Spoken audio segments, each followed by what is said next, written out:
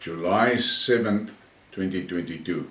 Today's Skidmark, and this one, I'm just going to talk briefly about the problems that we are seeing developing in the European Union.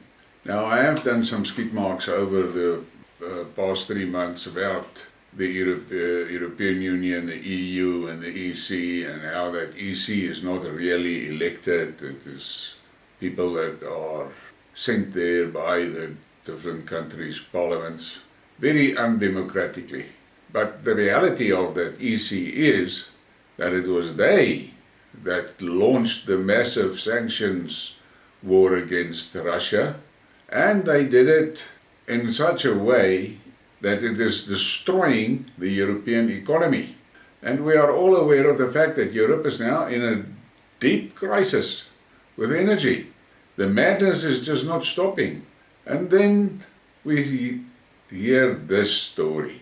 It seems to me like the European Commission, under the leadership of Ursula von der Leyen, has come out with a new proposal where they are expecting the countries to share energy.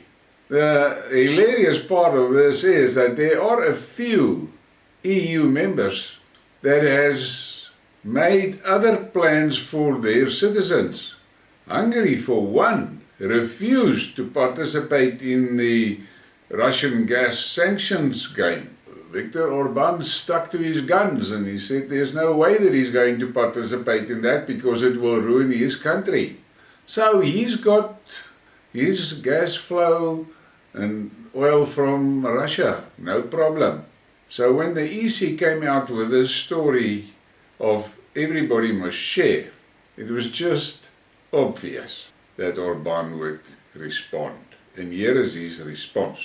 Hungary rejected the idea of the European Parliament on a fair distribution of gas between EU countries. Gas purchased with Hungarian taxpayers' money and stored in Hungarian gas storage facilities will be used in Hungary. The EC's proposal somehow reminds us of communism. Now, that is quite a mouthful, and I have spoken about it in the past. I will be surprised if the EU as such survives this Russian conflict in Ukraine. But we also have this little story this morning. This comes from the mayor of Tbilisi. If Georgia starts a war with Russia, not to mention the status of an EU candidate, we will not have a country left. The mayor, Galadze, said EU denied Georgia's status of a candidate because of the country's unwillingness to participate in the confrontation with Moscow.